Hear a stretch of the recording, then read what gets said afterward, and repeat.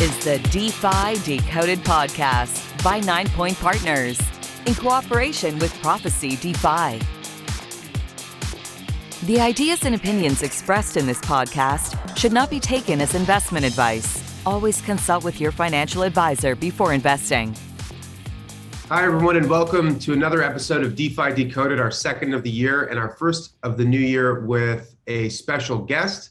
Today, we're delighted to welcome Bill Barhydt, the CEO of Abra, which is one of the world's leading wealth management platforms for crypto. Abra's mission is to create a simple and honest platform to help the next billion crypto holders maximize the potential of their crypto assets. I've known Bill for a very long time. We first met in 2015 when I was doing research for the book Blockchain Revolution. And even before then, he was an OG in crypto, having been at it as an entrepreneur for years. In fact, Abra itself was founded in 2014 and allows users to earn high yield on their crypto assets, trade over 100 different cryptocurrencies, and borrow dollars against crypto holdings. Abra has processed over $1 billion in crypto-backed loans and has paid millions of dollars in interest payments into retail institutional clients. They've also raised over $75 million in VC financing from American Express, Foxconn, Blockchain Capital, RRE Ventures, Digital Currency Group, and other prominent investors. So on the show, we're going to talk about Abra, we're going to talk about DeFi, we're going to talk about a whole bunch of stuff. Bill, it's just great to have you on the show. Welcome. Hey, thanks, man. Great to see you. Always been a big fan of your work, and so really appreciative of you having me on. Absolutely. So, Bill, we had you on Crypto Talks, one of 9 Point's other shows, but for the benefit of our DeFi Decoded audience, why don't you just tell us a little bit about how you got into this space to begin with? You know, I think it's fashionable these days. Lots of people are jumping into crypto, but you got in at a time when I think the potential wasn't that obvious to a lot of people. Right, and crypto actually meant cryptography when I started. It didn't mean cryptocurrencies. To me, it still means cryptography, but whatever. Yeah. Nobody cares anyway. So, you know, look, it's been a long circuitous road to get to where I'm at with Abra and personally with crypto and wealth management. But I'm a longtime tech guy. I worked on Wall Street for a bunch of years after working for NASA and the CIA, and made my way to the .com world. And when I did that, I focused very heavily on e-commerce globally, which also segued my interest into online banking, which then eventually segued my interest into developing markets and mobile payments and remittances. So I'm giving you the 30-second version of about 20 years. But at the tail end of that, I was very, very interested and very focused on developing markets, financial inclusion for migrant workers, as well as integration with diasporas back home, which is usually via remittances, but also aid and other things. Really got to understand the legal implications of banking the unbanked, but also how money transfer works, how the regulation works. And when I first saw the potential for Bitcoin to really give a new potential way of dealing with global money transfer without central trusted intermediaries, it was an astounding proposition to me. And, you know, this is something we had talked about for years in the 90s during my kind of long hair, cypherpunk days, where it was all about, hey, can we solve the double spend problem? And most of us, I think, really ultimately thought that we probably couldn't solve the double spend problem. And when Bitcoin came along and said, hey, I think this might be possible, then there was an aha moment I had a few months after reading the white paper the first time, where I said, okay, if this character is right, or characters are right, then this has huge implications for remittances, which was my first foray into Bitcoin. And I still think that's true. It's evolved very differently than I had expected or hoped, but that's fine. It's, you know, I'm not a purveyor or anything. So I'm still very, very hopeful that Bitcoin will gain huge traction in these markets. El Salvador is case in point, but that's my personal interest. I started Abra in 2014, not really knowing how we would get there. We're getting there in a very different way than I'd expected, you know, kind of more of a wealth management perspective. I never really thought about Bitcoin in the early days as a store of wealth in the Austrian context. I'm very familiar with the Austrian school. I've been a fan since, you know, the 90s. But because my focus was on remittances, and the white paper is called the peer-to-peer electronic cash system. Yeah. It wasn't called an electronic wealth management system, or a solution to Hayek, private currencies. So I didn't focus on that. And by the time I did, I had probably given away more Bitcoin than I'll ever have because I was trying to seed a peer-to-peer system, not to, improve my wealth status. Anyway, I'm fine financially, in case you're concerned. Yeah, I mean, you look like you're pretty good. You're living on the moon. Yeah. No, I've got a space elevator below me and tethered to the earth, and I go back and forth at will. And I use the Lightning Network to feed the elevator, and it's all good. So I'm obviously calling you from the year 2300. So since now you know my prediction for how it's all going to play out. I'm selling floors, by the way, on not only the decentralized version of this apartment, but the real apartment that I'm going to build here in 2300. So yeah. Well, if Bitcoin's still around in 2300, makes me pretty bullish. Exactly. Sure. Me too. Yeah. Me too. But look, I figured it out, and like everyone else, where this is going, and I think technologies like Ethereum and other protocols that are smart contract based are picking up the slack for things that Bitcoin is not necessarily optimized for, either permanently or at least not yet.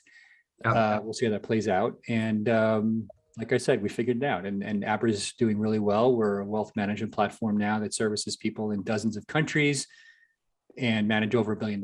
We're a user of DeFi on multiple fronts, which we'll get into. But yeah, that's my story. Yeah, that's fascinating. And the mission to bring the next billion users to maximize their experience. What is that? First of all, why is it important that we onboard billions of people to this? And then what does that maximizing the experience look like to you? Yeah, it's a good question. Is it important that we onboard 1 billion users? I guess for me, it's important that we actually have a wealth management and credit system that works for billions of people. Today, we don't. Yeah. And I think that Bitcoin as the kind of best store of value we've ever had, combined with crypto-based smart contracts as the best potential banking system we've ever had, addresses those two things. So I like to be, words matter to me, and I like to be specific. So I think we need a wealth management solution that works for everyone, not just the rich. And we need a banking system on top of it that enables credit for everyone. In the United States, we have a credit system, I think you do too, that kind of works.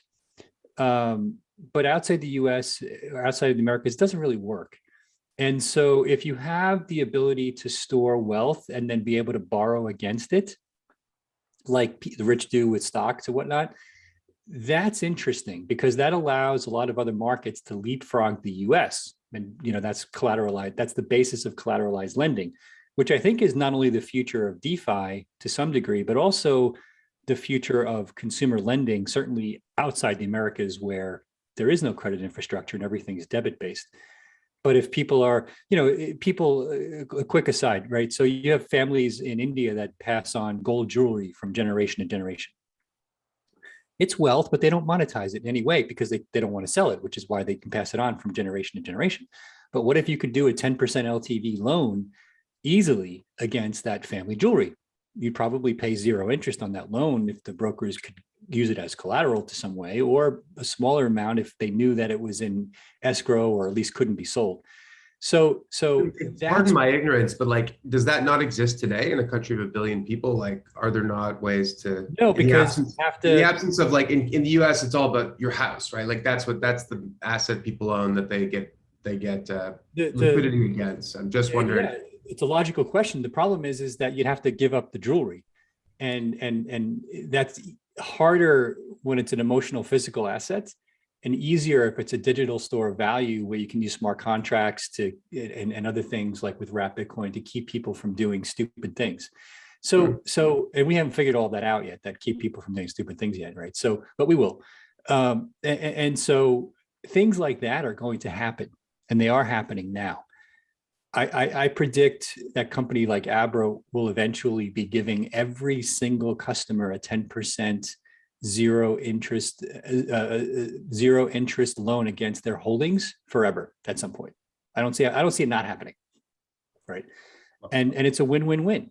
It creates a credit infrastructure outside the US that governments can't, with no off switch effectively, because if they try to stop me, I'll just spin it out into a DAO and go retire. Right. And so, and that's the way it should be, by the way, we'll see. But again, the broader point here is that I'm excited about the fact that now there's the potential, not just to onboard 1 billion people into crypto, which is great, but the utility is very clear to me. And what is that utility to you? Like, what do you think are the key factors driving sort of explosion of crypto adoption in the developing world? Three things, and they all represent a check on the man, right? So the first check on the man is wealth management. And I don't trust another human being, and I'm just finishing Ray Dalio's book, who basically goes back hundreds of years to prove the point that the issue with government money is people. At the end of the day, the cycles are, exist independent of technology, our evolution, whether we live to age 60 or 100. It's just human nature to inflate your currency to zero in terms of value. Okay, that's part one. So that's the first utility we have to solve for. The second one is, how does the banking system work and who is it optimized to support? Right. And again, that's part two of the man, which is the banking system, right? Whether it's the Fed as a theoretically independent body that's supposed to do right by all of us, or each country's own version of it, does right by the banks. And the financial system is not meant to be the largest contributor to GDP in and of itself. It doesn't really make sense. And as somebody who works in financial services, now I'm a tech guy, so I say that and cringe a little bit, because I want to be a tech guy in my heart, but I'm using the tech to solve this problem. So I get to say that. But ultimately, we want financial services to work for everyone. And that's not going to happen so long as the banks police themselves, which is effectively what they do. The Fed, the FDIC, it's all bullshit. I mean, it's just banks policing themselves at the end of the day, with the government acting as a backstop, as we saw in 2008. So, hence we ended up with Occupy Wall Street. So that's part two of the utility, and part three is payments, which we see.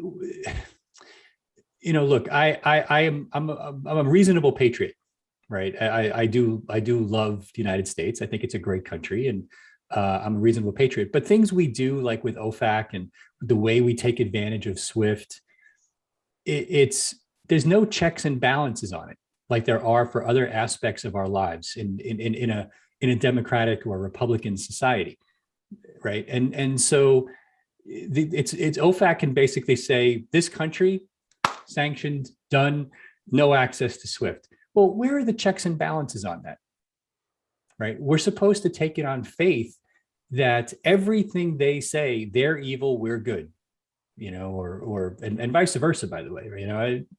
I don't, and so I think a check on that from a payments perspective, which is part three to your question, is the last check on the man that I think we need. And all of this, to me, you didn't ask this part, but it's part of the utility, is a massive movement away from centralization. Now, I'm here on the moon, and ironically, the original moon landing represents the pinnacle of centralization.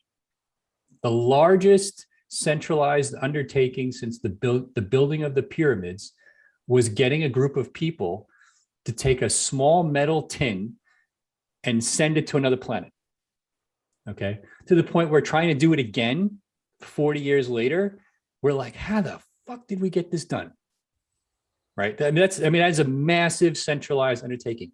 I would claim that since that day, starting more or less with the end of Bretton Woods gold standard, right, up until now, whether it's personal computing, the internet, mobile computing, now crypto, has been multiple stages of movement towards decentralization, which just happens to be coinciding with this late stage debt cycle, which is yet another one that we've had that I mentioned for hundreds of years, all happening at the same time. It's incredible, right? So it just so happens that we're going to need this decentralization movement if we're going to come out of this debt cycle in a way that doesn't represent what's happened in most of the previous debt cycles, which has been war. And I would really like to live the rest of my life without that happening. But as I said, and Dahlia is making a really good case for this, human frailty is the problem. And decentralization to some degree addresses that. The SEC doesn't like that, but it's true nevertheless. And you know, to some degree, they're just a victim of whatever Congress tells them to do, but they're actually taking a lot of liberty in terms of interpreting what Congress is telling them to do. So I don't want to necessarily just pick on them, but yeah. Okay.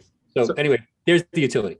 Yeah. So there's a lot that we can follow up on, but the last one was payments, and you talked about SWIFT, and I think people sort of understand what that means, but just, you know, the US dollar since Bretton Woods has been the global reserve currency. SWIFT is the interbank payment network, and it's effectively controlled by the United States. Is that right? And so OFAC, effectively by default. By OFAC. So the US government has outsized influence in global payments. And because the US dollar is the global reserve currency, I think over 55% of all transactions are denominated in US dollars. They have huge influence. So I think a lot of Bitcoin proponents believe that Bitcoin could be another option, right, for people who don't want to use that system. And that may be true. I think it's still early. You know, Bitcoin is still worth $1 trillion. But one of the strange unintended consequences of all this has been the massive growth of US dollar stablecoins. And I think it's sort of dawning on people that in most parts of the world, what people really actually want is a US dollar bank account. If you live in Turkey and you want to get money to your family or get it out of the country, you want to use USDT, which is why apparently Tether use is like exploding in Turkey. So do you think that despite the promise that maybe we end up in a scenario where the US dollar is even stronger than it was before because of this new, basically this like better payment rail that allows you to export the dollar everywhere in the world? Yeah, I have no problem with that. I think that they're different things, right? So my problem is with policy, was with political policy, and not necessarily with the dollar. So I can see a model where Bitcoin becomes the apex property, to quote Michael Saylor, and dollars are used ephemerally for moving money around, but not for the store of wealth. And people in developing markets, use both, and also where lots of non-dollar denominated currencies disappear, and governments outside the U.S. are forced to get their house in order financially because they don't have access to debt. And then the US, by the way, has less access to debt because less people are willing to borrow our dollars, which is going to happen anyway. Right? There's a huge disconnect between our current desire to keep interest rates negative and the fact that the demand for the dollar in China and other places is about to plummet. Okay. Powell keeps saying that there's plenty of demand, but the assumption in there that demand is not going to go away. And I don't agree with that. So all of these things are happening at the same time. But so yes, it's possible that stablecoins strengthen the dollar, but that has no impact whatsoever on Fed policy, on what they do with the dollar. Having a stablecoin doesn't prevent you from increasing the money supply by umpteen X, which is what we saw last year anyway. Stablecoins were growing like a weed last year, but so was the Fed printing. Yeah. So the two are mutually exclusive phenomenon, and no stablecoin will solve for that. Fair enough. So I want to go switch gears a little bit to DeFi. This is called DeFi Decoded, the podcast. Bill, you might not remember this, but when I was doing research for one of my books, Financial Services Revolution, you said that Bitcoin was the original DeFi. I don't know if you remember. Oh, totally. Yeah. And still stand by that. And, actually at the time that we were having that conversation, what was DeFi beyond Bitcoin? It was pretty nascent, right? I think that there was maybe like $300 or $400 million of TVL and Compound and a couple of others. So, but now we're in this period where, the growth of the value in the sector has grown from 25 to 250 billion in a year. The number of users has tripled. I think there's around 5 million total users. Probably the active users are a bit smaller, but we're seeing huge growth. So how does Abra, which I think sort of began as a centralized kind of company, think about the growth of DeFi? What is your philosophy about it? Yeah, this has been a long 11-year journey for myself, and then 5-6 year journey for Abra. I saw Bitcoin as programmable money out of the gate and designed a synthetic dollar using Bitcoin. We call that a stablecoin now, probably closer to DAI than a dollar-backed stablecoin. And it was basically using multi-sig contracts on Bitcoin. This was before Ethereum existed, by the way. So there's no other way to do what I was proposing, none. And so the idea was, can we move dollars around using Bitcoin without basically being subject to the volatility of Bitcoin? And this was my proposed solution.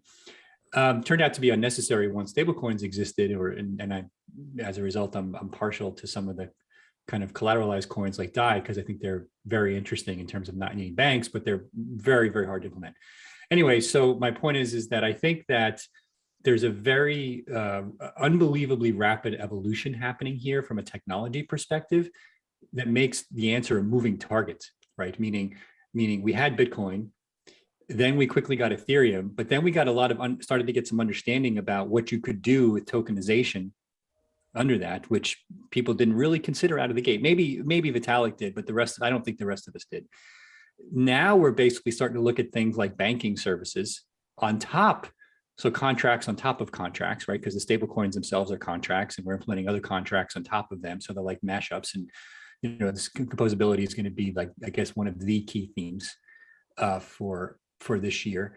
And I have no idea how this is going to play out, but I think you're going to see a lot of dedicated technologies where you get best of breed, store value, Bitcoin, Ethereum optimized for certain things, other layer one optimized for certain things, other layer twos optimized for moving money, but multi-dimensional problem, because people are going to come up with new shit that I haven't even thought of yet. And all of that is going to change my answer in 18 months, I'm sure. And so we're just trying to keep up right now. And we think about DeFi in a few different ways. We don't think about it in terms of moving money anymore. We let the protocols themselves worry about that, because they're improving faster than my engineering team could possibly keep up anyway, because now we have thousands of people working on it. We think about it in terms of yield generation. We think about it in terms of developing markets and store value, and what's going to happen while we still have 150 different currencies out there. We don't expose DeFi directly to retail today. We use it for yield generation, but we are going to start exposing it selectively to retail. We've chosen a curation route as opposed to a MetaMask / dApp route, meaning we're going to choose in the Abra app which DeFi services we're going to make available. And it's not going to be based upon some Apple-like policy. It's mostly going to be based upon demand. We'll see how that plays out. So we're super bullish on it. We see DeFi as the future protocol of centralized banking. Does that make sense? I don't know if that makes sense. DeFi, decentralized finance, the future of centralized banking. As a protocol, just like SMTP or HTTP are backbone protocols for centralized web services. I believe DeFi protocols will be a key backbone, or maybe even the key backbone, for future centralized banking offerings. And I don't think that living in the physical world, banks will be able to become DAOs over the next 25 years, unless there's some aspect of this that I'm not understanding yet, because we still live in the physical world. And so there's always going to be an off switch. That's the problem with the DAO model. If you live completely in the metaverse, whatever that means, you can have a digital off switch, but you can't avoid having that off switch if you live in the physical world. Maybe I said that backwards, but I think you got my meaning. So that leads us to the need for banks still. The question is, what are the rails going to look like? And I think the rails are going to move away from centralized government-based systems. Per my earlier commentary that now basically use these decentralized DeFi-like protocols. That's very interesting. And I think it's going to be interesting to kind of see what happens. I think we're all sort of curious to see how everything develops. You mentioned that Abra is sort of serving as almost like the front end to a lot of these DeFi protocols. Mm-hmm. How are you guys approaching sort of education and marketing to sort of mainstream users? Or is it more of a crypto native audience? Yeah, so that's why we haven't done it yet. Or not that's not the only reason. That's part of why we haven't done it yet. So in the background, like I said, we allocate a small amount of our Abra Earn product to DeFi. And it's probably the part that's most complicated because, it's 24/7. You may have to exit a contract on a Sunday at 1 a.m. There's hacking, of course. So we have to do code audits. So that's the responsibility on us when it's yield that we're generating for you, right? Via our Prime Trust is our bank partner, but effectively our technology then works for them to generate the yield. If I expose DeFi opportunities directly in the app to you, then it's on you, right? To basically say, I want to use this Aave protocol with USDC and generate 20%. And theoretically, I know that I'm taking this risk. Okay. Now with MetaMask, if you have a degree in computer science, you can probably do it yourself. Not understand the risks, but you could, in theory, do code audits if you're a computer science guy and, integrate MetaMask and look at exit strategies and costs and come up with a mental risk model. The reality is nobody's doing that, which is why we keep having these issues, but you could. Except for Andrew. Right. Good for you, by the way. My team does it. Yeah. But the average consumer certainly can't. Yes. The average computer scientist who could is not. And so the question is, what's our obligation? And if we're going to expose it to consumers, there's really not a lot we can do other than try to pick the ones that at least are more liquid and have, been getting more kind of public attention because they're more likely to be vetted by someone, which doesn't always seem to help since a lot of these things are getting hacked. And the idea of a test net seems to be foreign to a lot of DeFi developers, but it is what it is. The demand is there. We're going to go slow with a few when we start it in a few weeks, and you'll be able to pick and choose, a few of these DeFi strategies directly, as opposed to just putting money in your USDC Abra Earn account and getting 9%. You can go for the bigger percentages, but then the risk is on you at that point. Yeah, maybe worth pointing out that earning 9% on US dollar deposits is kind of pretty good. What's Bank of America offering, right? Zero. So actually negative. So you guys, if inflation's 7%, you got a 2% real return in Abra, whereas if you keep your money at a bank, you're losing 7% every single year, pretty much. Sure. I actually think you're still probably net negative even on the 9%, but it's better than zero.